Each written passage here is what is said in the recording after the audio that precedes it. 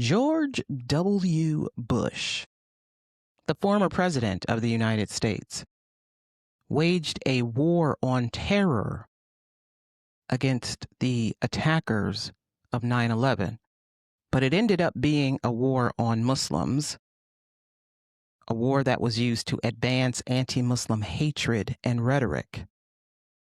It also led to the passage of the USA Patriot Act and the creation of the Department of Homeland Security, which expanded national security to include immigration enforcement, and created a fugitive squad, colloquially known as ICE, and determined that anyone who is in the United States who is removable is a fugitive and could be captured, arrested, detained, deported. And the more fugitives they catch or caught, the more money they got to catch more fugitives. And though it isn't their policy and it's not necessarily constitutional to do so, they were only supposed to be removing criminals, but they ended up removing non-criminals too. They don't stop to consider if the person is a criminal. They don't stop to consider if the person is removable. They don't stop to consider if the person is a U.S. citizen. In fact, they just take people and sort it out later. Or you find someone that ICE has discarded on the side of the road in the freezing cold in Minnesota. They don't stop to consider whether the person they are pursuing should in fact be pursued. And it's not hard to find supporters of this behavior, especially when leadership tells the American people that if we remove aliens, illegal immigrants, legal immigrants, any kind of immigrants, if we stop immigration, if we close the border, if we don't let anybody in, then everything will be cheaper. You'll have cheaper eggs, you'll have cheaper gas, you'll have cheaper clothes and cheaper food and cheaper this and cheaper that, cheaper houses. And even though none of that is true, people believe it. They believe that the reason why crime is so high is because of immigrants. They believe that immigrants are the reason why there's fraud in government. They believe that the reason why there's so much fraud in government and spending is because of immigrants. Because this is what they're told. And when you're told something, well, if you're told that enough, it becomes a belief. This is what they're told. We're operating within a country that feeds a prison industrial complex, that works within a punitive justice system, that rewards the capturing of human beings, that rewards the imprisonment of human beings. And in 2026, we are finding the courage to fight that system. I've got some explaining to do. Let's get into it.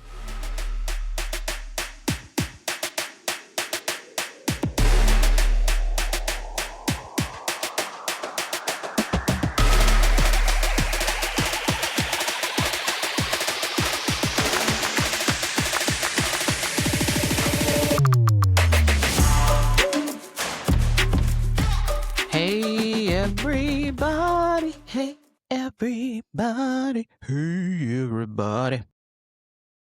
Yeah, I'm a singer too. No, I'm kidding. I totally am. No, not at all. Not at all. Hey everyone, welcome back for another episode of Ayana Explains It All, the podcast bridging the gap between current events and human behavior. It is the first episode of season 5 in the year 2026. Welcome. Ladies and gentlemen, thens and theys. Welcome, welcome, welcome. I can't believe this is my 5th year of doing this. Why? Why? I don't think I've had a hobby last this long. You know, the ADHD, neurodivergent community. We love a hobby, honey.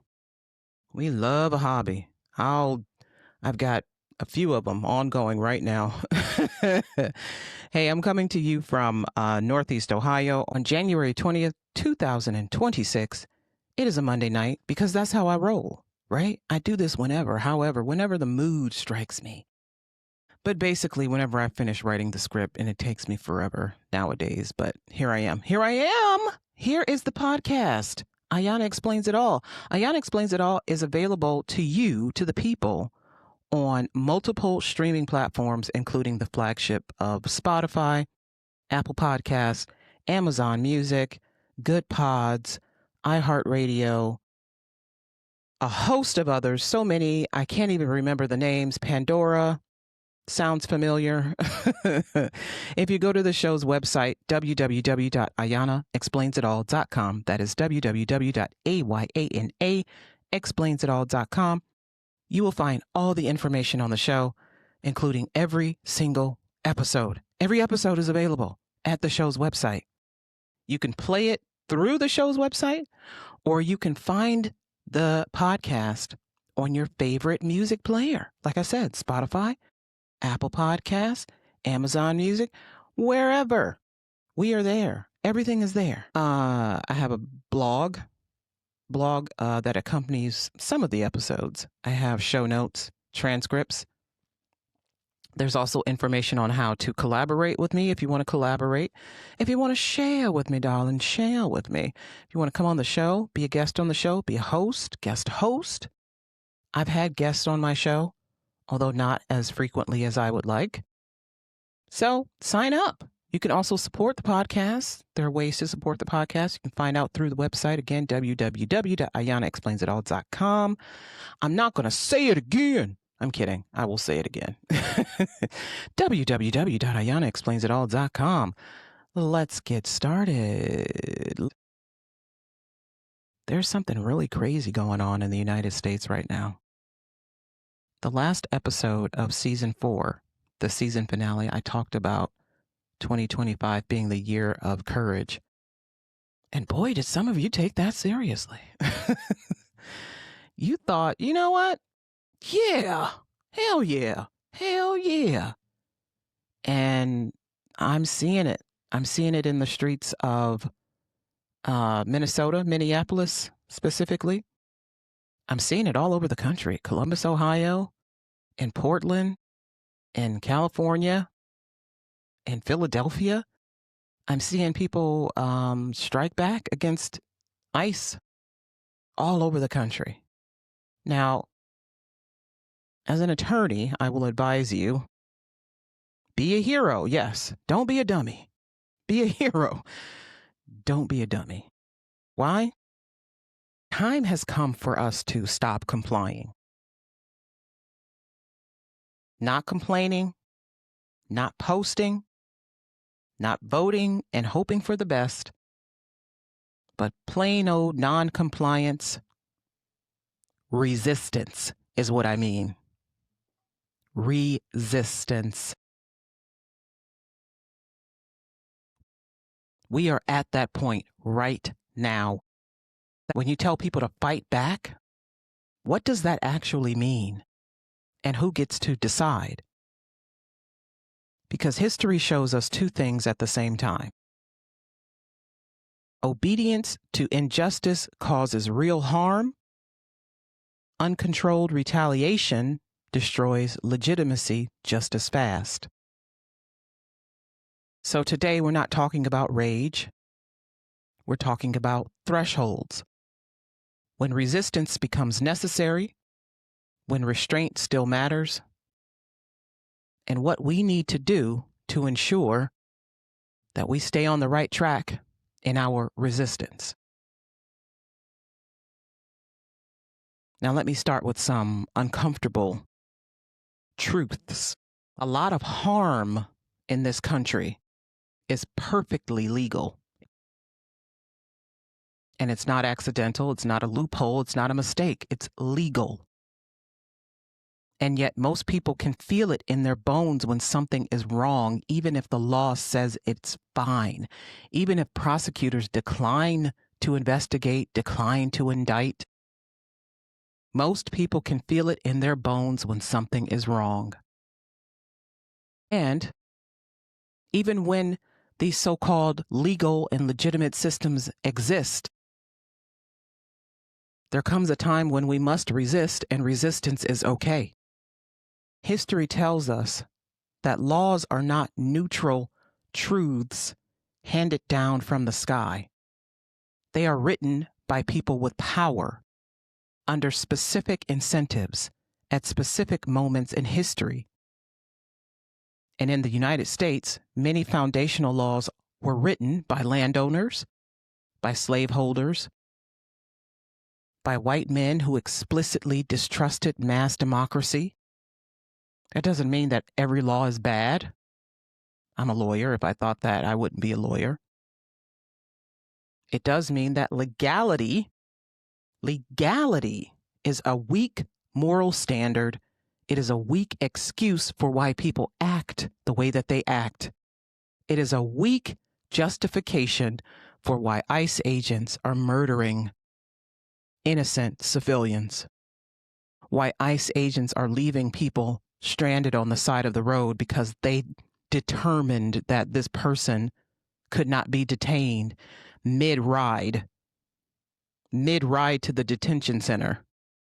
It's not a justification for why they are conducting warrantless searches. It's not a justification for why they are putting people in detention centers with no running water, no working toilets, inadequate food, no medication for their chronic illnesses. Yet we're constantly told, if it's legal, what's the problem? The government allows it. What's the big deal? That question alone tells you how low the bar has fallen when it comes to this particular topic. We are legitimizing something. We're justifying it and legitimizing it. But does this reflect the consent of the governed? Does this serve the public interest? Does this process deserve obedience, not just compliance? These legal things can be true and still lose legitimacy. A policy can be constitutional and still be unjust. An institution can function exactly as designed and still be corrupt. Political theorists tend to agree on this core point. Authority that relies only on force or procedure eventually collapses. But it requires the trust of the people, and trust is earned. Right now, the United States is losing the trust of its people, and change is needed. It's required in this moment to bring us out of this crisis. In her book, Freedom is a Constant Struggle, Angela Davis responded to a question about whether one person can change an entire system. She said, "Every change that has happened has come as a result of mass movements, from the era of slavery, the Civil War, and the involvement of Black people in the Civil War, which really determined the outcome. Many people are under the impression that it was Abraham Lincoln who played a major role, and he did, as a matter of fact, help to accelerate the movement toward abolition, but it was the decision on the part of the slaves to emancipate themselves and to join the Union Army, both men and women, that was primarily responsible for the victory over slavery. It was the slaves themselves and, of course, the abolitionist movement that led to the dismantling of slavery. When one looks at the civil rights era, it was those mass movements anchored by women, incidentally, that pushed the government to bring about change. I don't see why things would be so different today." Angela Davis in the book Freedom is a Constant Struggle. So does that mean we're just supposed to, I don't know, break the law? I mean, I'm a lawyer. I would not advise you to do that. No, absolutely not. And that question, in fact, makes people nervous. And it should. But here's the real issue. Every major expansion of rights in this country involved people breaking laws that were considered legitimate at the time. Not recklessly, not randomly, but deliberately, through resistance. So I'm asking, when is it okay to resist? When resistance is often framed as the opposite of order, as we're seeing in today's news, we feel hesitant to resist.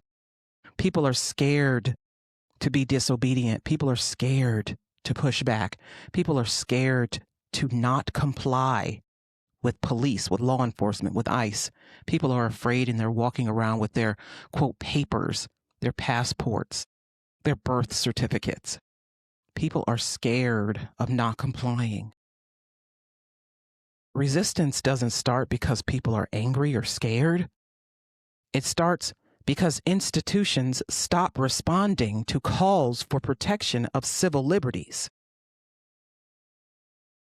And historically, resistance becomes legitimate when laws no longer protect basic rights, or when courts refuse meaningful remedies, or elections fail to correct abuses, or participation is punished rather than respected. This is not about disagreement. You're not disagreeing. It's about systemic refusal of the institutions to respond to your calls for help and equality and protection. Every major resistance movement, from abolition to labor to civil rights, came after years or decades of legal efforts failing. They did not see resistance as a shortcut, however. They went about the normal routes to achieve change, but resistance was necessary because the normal routes were blocked. And again, Angela Davis, in her book, Freedom is a Constant Struggle, cites the protests of Ferguson, Missouri in 2014 after the police killing of Michael Brown. She said to protesters in Ferguson, "You made Ferguson a worldwide symbol of resistance at a time when we are urged to settle for fast solutions, easy answers, formulaic resolutions. Ferguson protesters said no.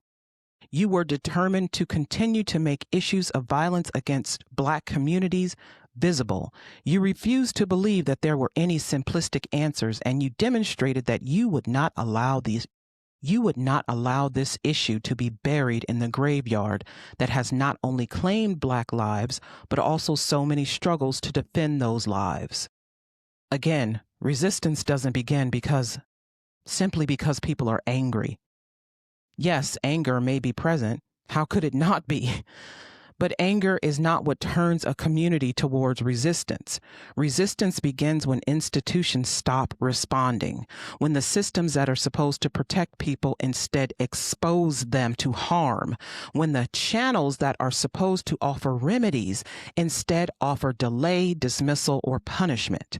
That is the threshold Minnesota communities crossed in their protests against ICE.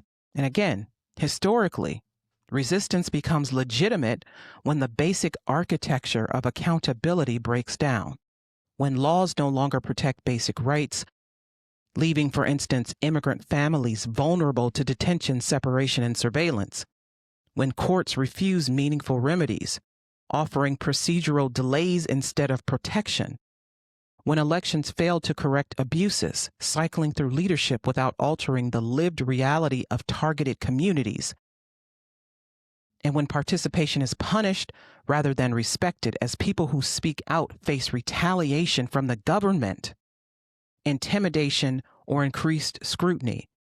Right now, some journalists are facing this because they reported on the protests. But this is not about disagreement. Disagreement is part of democratic life. What's happening in Minnesota and across the country is something deeper. This is systemic refusal, a refusal by institutions to hear, to correct, to protect, to respond, a refusal that leaves communities with only one remaining avenue where their voice still carries weight: collective disruption. And here's where we have to be precise. Fight back does not mean violence.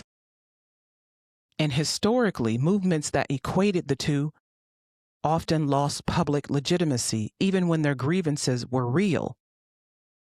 Power depends on consent and cooperation. So in order to weaken it, you must withdraw cooperation.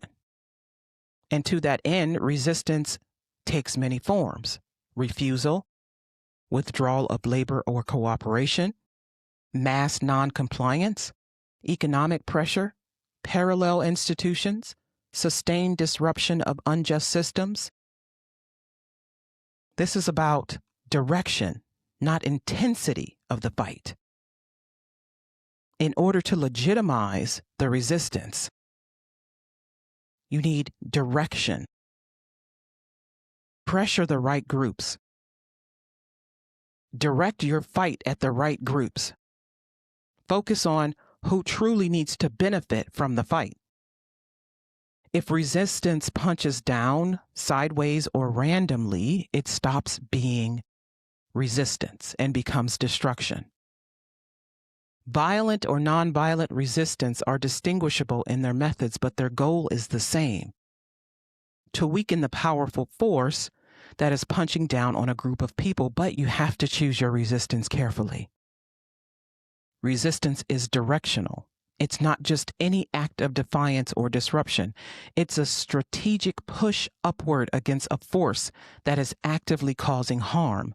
When resistance loses that orientation, when it lashes out at those with equal or lesser power, or when it becomes indiscriminate, it stops being resistance and becomes something else entirely: destruction, despair, or domination in a new form. Like I said, violent and nonviolent resistance differ in tactics but not purpose. They are rooted in the same fundamental goals: to interrupt harm, to redistribute power, or to weaken the structures or actors punching down on a community. And the methods may shift based on context, capacity, or philosophy, but the moral geometry stays the same. Resistance must flow upwards toward the source of oppression. It cannot be turned to harm the community to harm the community it is meant to protect. And it cannot punch down on another community. We are seeing violent and nonviolent resistance across the United States. And yes, it is causing some of this resistance to lose legitimacy in the eyes of the wider public. But that loss of legitimacy can be turned around. It can be. When people conflate resistance with any form of anger, chaos, or retaliation, they erase the discipline and intentionality that real movements require. They also create false equivalencies, treating oppressed people's pushback as equal to the violence of the systems harming them. But again, this resistance against ICE is not random. It's not cruelty disguised as liberation. It is not a free-for-all. It is a moral and strategic act aimed at a power system. So in that case, it is legitimate and it is legal. Does it cross the line sometimes into unlawful? The Department of Justice seems to think so. The President of the United States seems to think so, and they will tell anybody who will listen. But from what I've seen, these people have been acting within moral and strategic bounds. They're not the ones pulling the guns and shooting people in the face. They're not the ones pulling people from their cars and gassing babies in the face with tear gas. They're not the ones ripping people from their homes in the Minnesota cold. They're not the ones leaving people on the side of the road in the Minnesota cold. They're not the ones barging their way into people's homes and businesses, snatching people from their beds. Resistance becomes necessary when basic rights are being systemically denied, not hypothetically, not rhetorically, but materially. For instance, voting rights, bodily autonomy, freedom of association, equal protection under the law, and now the right to protest, freedom of assembly. Even immigrating is being threatened. When rights exist only on paper, well, that bond of legitimacy is already broken. Then it isn't a question of whether resistance is the right answer. Resistance becomes legitimate. Resistance becomes necessary when the legitimacy of the law is broken. When the legitimacy of the law disappears. When rights exist only on paper, legitimacy is already broken. If I tell you you have the right to vote, but I make it difficult for you to do so, legitimacy is broken. When I tell you you have bodily autonomy, but then I restrict your right to do with your body as you want, legitimacy is broken. When I tell you you have the right to protest, but then I tell you that you can't protest because it inconveniences me, because it looks bad, because I disagree with it, then legitimacy is broken. Rights should not exist only on paper.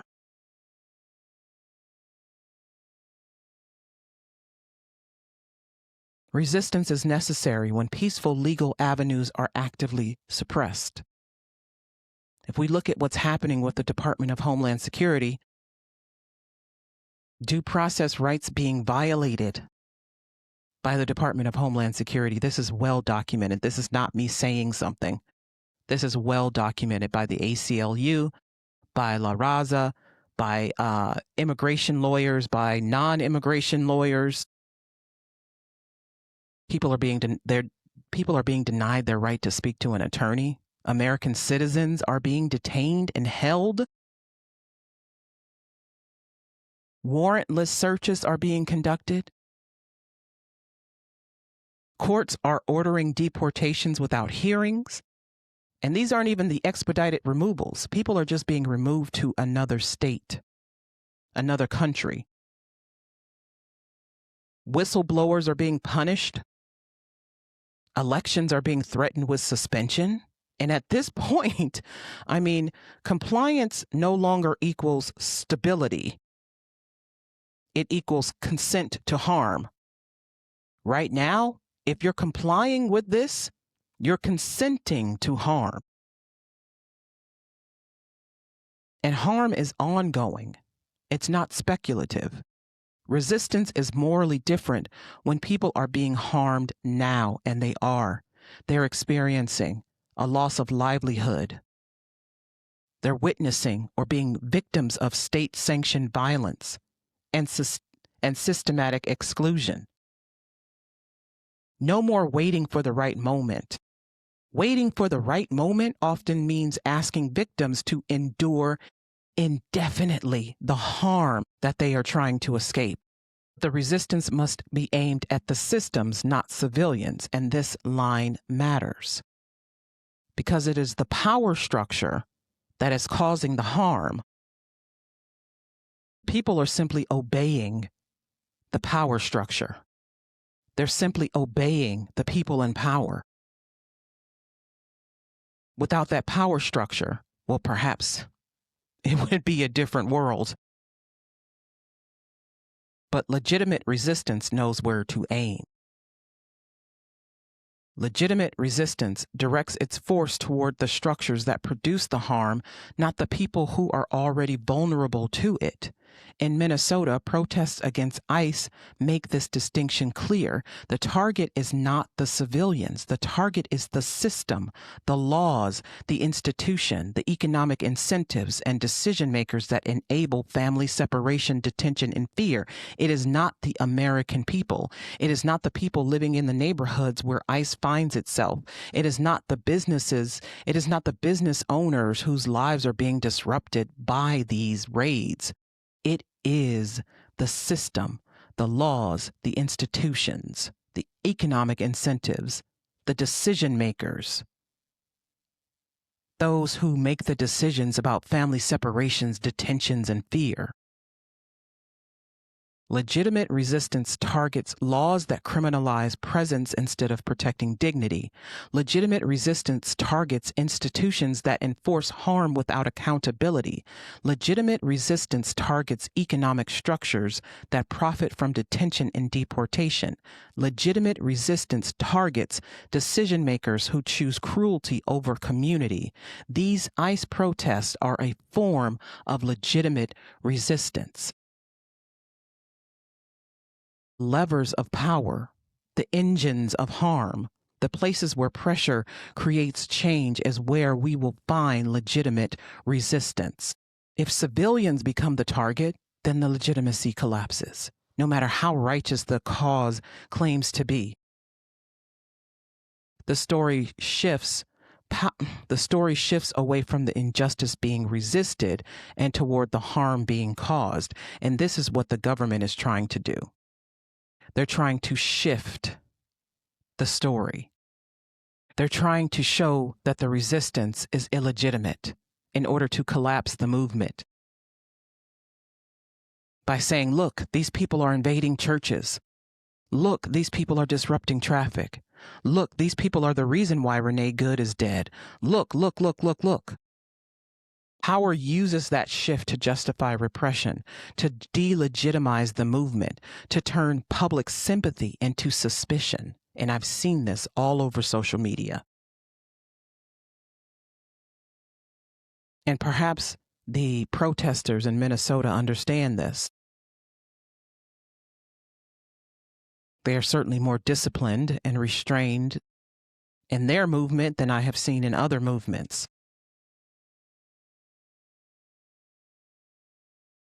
They are refusing to replicate the very dynamics that they are fighting.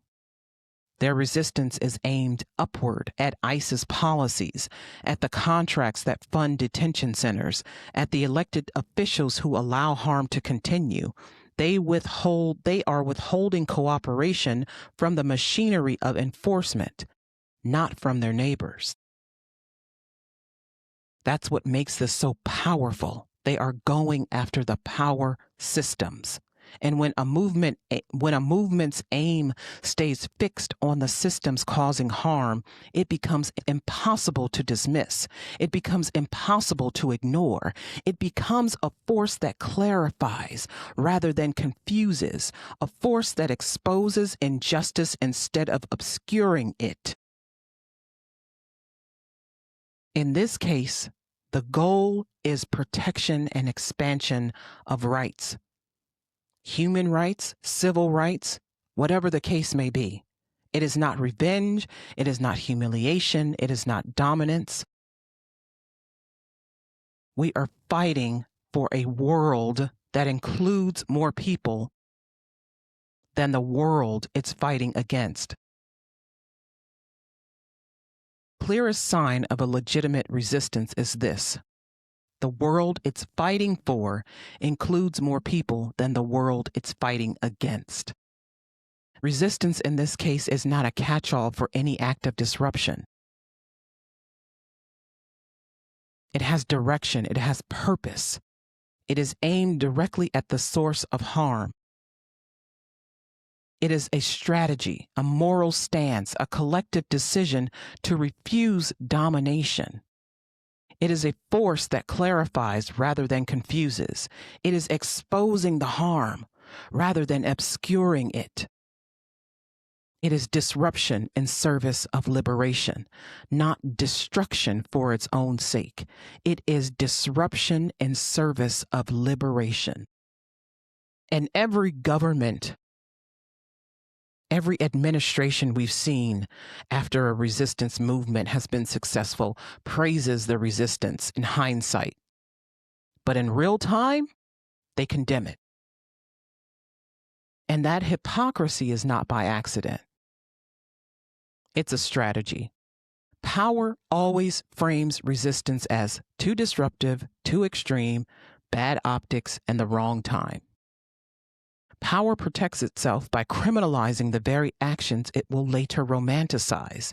It punishes the people who disrupt the present, then sanctifies them once they can no longer disrupt the future. This is how institutions maintain control over the narrative, by deciding when resistance is dangerous and when it is safe.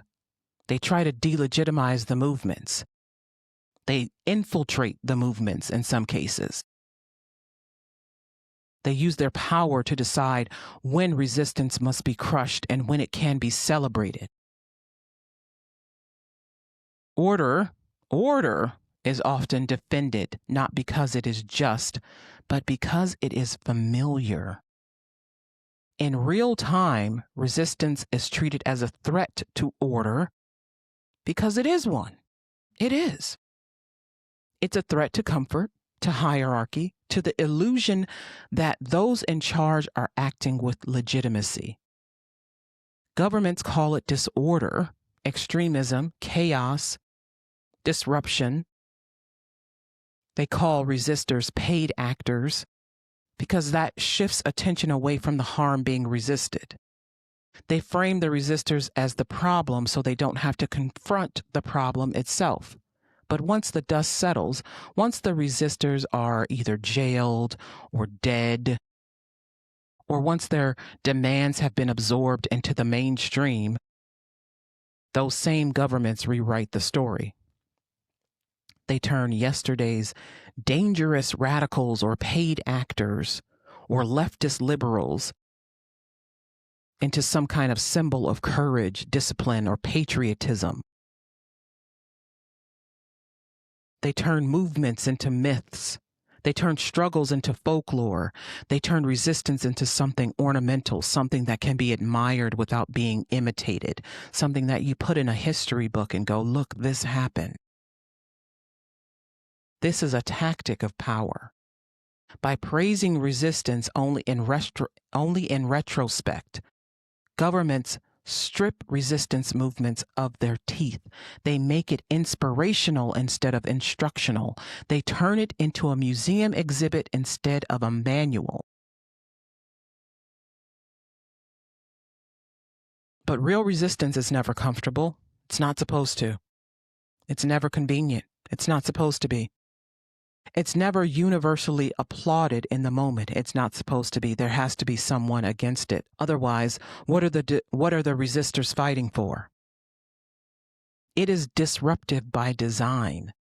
And the louder the condemnation in real time, the clearer the signal that the resistance is aimed in the right direction.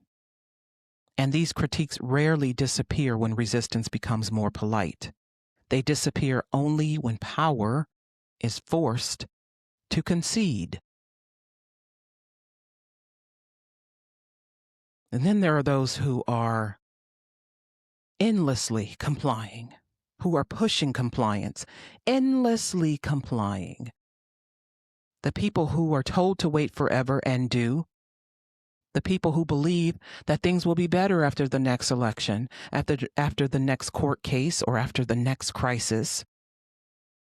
The timeline keeps moving, but the suffering stays exactly where it is. This is what we're facing in the United States. Delays are becoming a form of control. And power structures actually prefer predictable dissent. They prefer people to believe that voting every few years will change things and then things will be better. They prefer people to think that writing letters and strongly worded emails will make a difference. They prefer people to engage in peaceful protests that inconvenience no one and therefore really don't change anything. Resistance disrupts the story that the system is functioning, and that is why they don't like it. That is why it's criminalized early and punished harshly. This is one of the quietest, most effective strategies of power. Convincing people that if they are only patient, then the harm will pass. That patience is the only respectable response to harm. That waiting is maturity. That endurance is virtue. That responsibility means absorbing pain indefinitely while the system causing that pain remains untouched. That message is simple and devastating. Your suffering is the cost of being a good citizen. But endless waiting drains more than time. It drains energy, it drains hope and participation. It teaches people to shrink their expectations, to lower their demands, to accept harm as inevitable. It turns urgency into embarrassment. It turns righteous anger into something to be managed rather than mobilized. It convinces communities that the problem is not the injustice itself, but your impatience with it. And the longer people wait, the easier it becomes for those in power to claim that change is complicated, or that it's in progress, or that it's not really feasible right now. Delay becomes their shield. It protects the status quo without ever having to defend it. It reframes inaction as prudence. It reframes urgency as recklessness. It reframes harm as something unfortunate, but really unavoidable. But resistance movements know the truth. Delay is not some neutral thing that will at the end of it carry success and glory. Delay is a decision.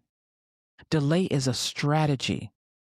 Delay is a way of exhausting people until they stop asking for what they deserve. And the moment people stop believing that change is possible, power wins without ever having to say no. This drains energy, hope, and participation. It teaches people that suffering is the price of being responsible. But let's be honest about our own society, America. American history actually does not work without resistance. We are not here in this United States in 2026 about to celebrate 250 years of a nation without resistance. The abolitionist movement involved breaking the law. You had to harbor enslaved people, which violated federal law. The Underground Railroad was illegal. Abolitionists were branded extremists. But without this resistance, without this movement, then slavery would have lasted longer. The labor rights movements. Yeah, think about it. Strikes were against the law and people walked out anyway. Union leaders were jailed, beaten, killed. But this led to drastic change anyway. The 8-hour workday. You can thank labor rights movements for the 8-hour workday. Yeah, the 8-hour workday came from illegal action, illegal strikes. And think about the civil rights movement. That involved marching in the streets and on the sidewalks and on public lands and on private lands without permits. It involved sitting at legally segregated lunch counters. And it involved crossing state lines to do so. It involved sitting at the front of the bus that was legally racially segregated. All of these things were illegal, but all necessary. Without the civil rights movement, segregation lasts longer. We might even still be segregated today.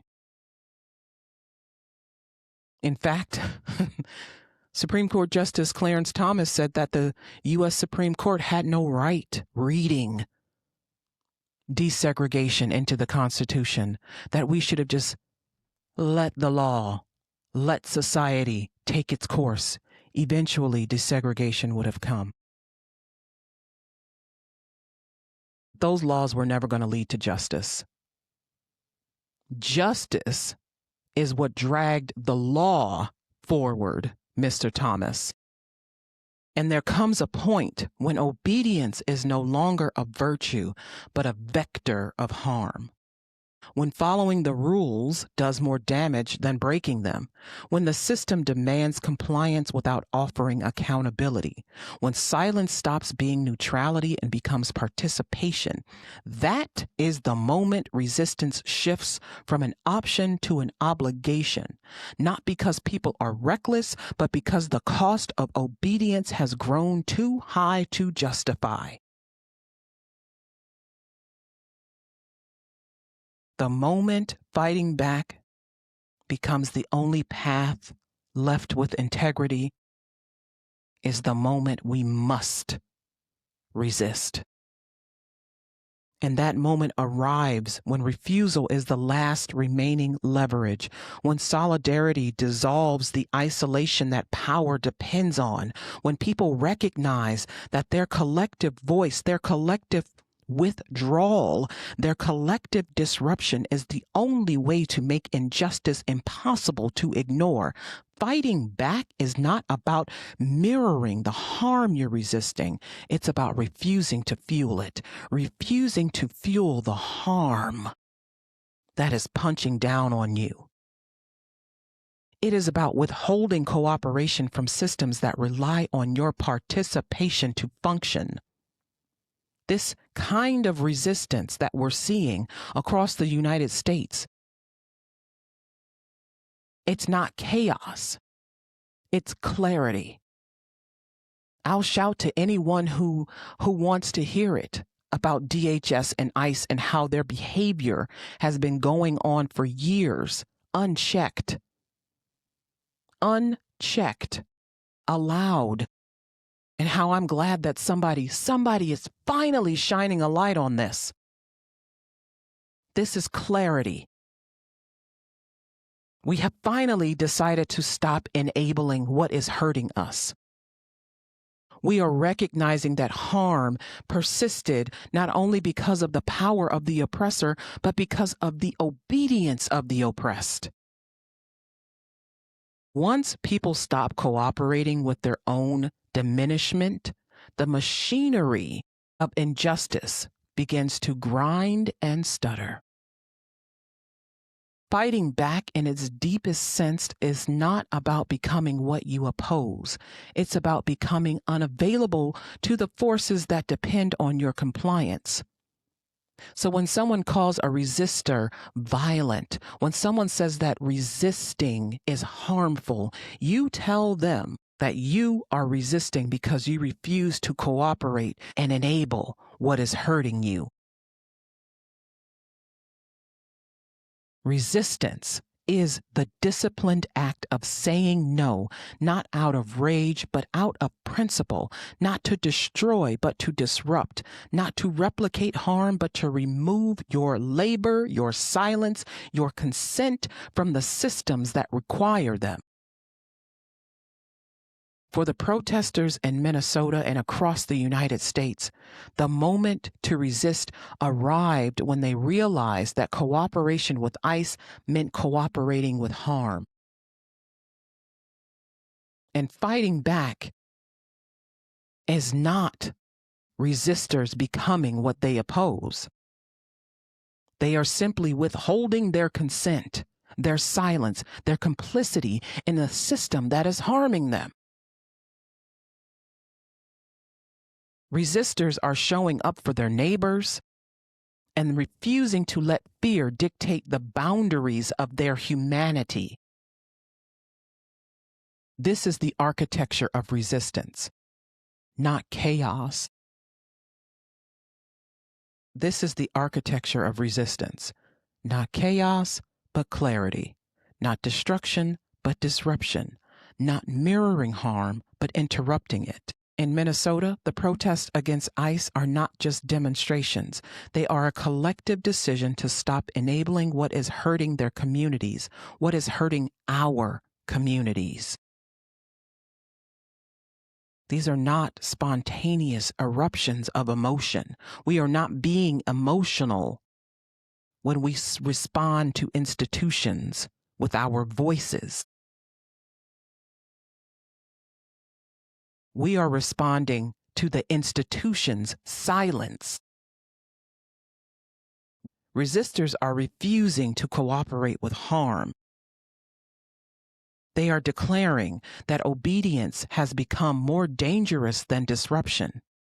When families are afraid to take their children to school, when neighbors disappear overnight, when the law becomes a threat instead of a shield, then resistance becomes not only understandable but necessary. And protesters, resistors against ICE understand the difference between chaos and clarity.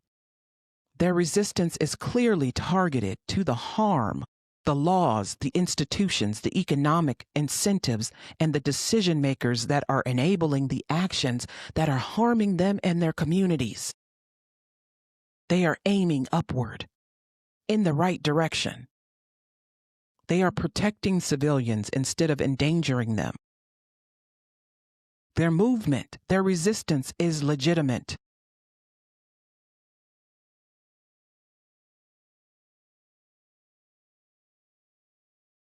People are becoming unavailable to the forces that depend on their silence to survive. The people are shining a light on injustice to make it impossible to ignore. Do not ask if this resistance is legal. It is justified.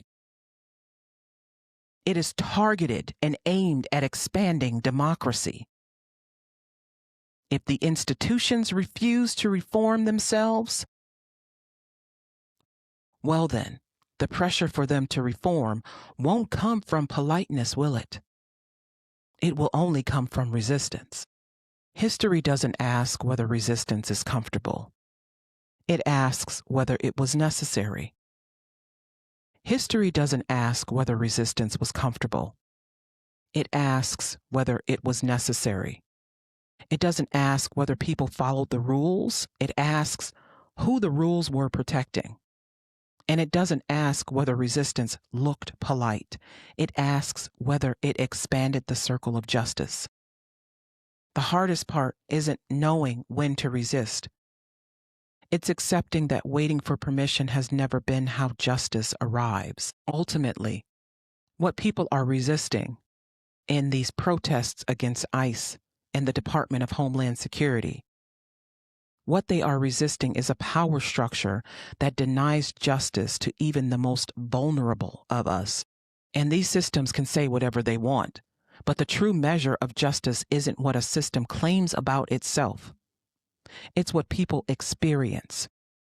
And the stories coming out about these detention centers and about these DHS hearings and about these experiences people are having with ICE are compelling. Justice is not the language written into statutes or the promises made at podiums. It is the lived reality of whether people feel safe, heard, and free. In the protests against ICE, resistors have exposed that gap with painful clarity. People are not safe. Communities are not heard. Freedom is not unconditional. And institutions that are supposed to protect people instead are producing fear. Remember, justice is measured by outcomes, not intentions. If rights exist only on paper but not in practice, then justice is absent. Justice is measured by access, not aspiration. If only some people can reach the protections that the law claims to offer, then justice is selective. Justice is measured by accountability, not apology. If institutions can harm without consequence, then justice is performative and resistance becomes necessary. Justice is measured by whose humanity is protected when it's inconvenient. It's easy to defend rights when they cost nothing. The test is whether those rights hold when power is pressured. Justice is measured by whether the most vulnerable are shielded, not sacrificed. If a system works only for the comfortable, it isn't justice. It's stability for the few. And resistance becomes necessary. And this is why resistance has emerged in Minnesota and across the United States. Not because people are angry, but because institutions have stopped responding to calls for justice. Because the mechanisms of accountability have failed. Because the law, the USA Patriot Act, has become a threat instead of a shield. Because participation has punished instead of respected. When justice collapses at the institutional level, people will seek it at the collective level. The protests against ICE are a demand for justice that could be that we can feel. A justice that will protect families instead of fracturing them. A justice that treats dignity as non-negotiable. A justice that refuses to wait for the next election, the next court case, the next crisis. Justice is not the absence of conflict. Justice is the presence of dignity. And sometimes that is only found through resistance.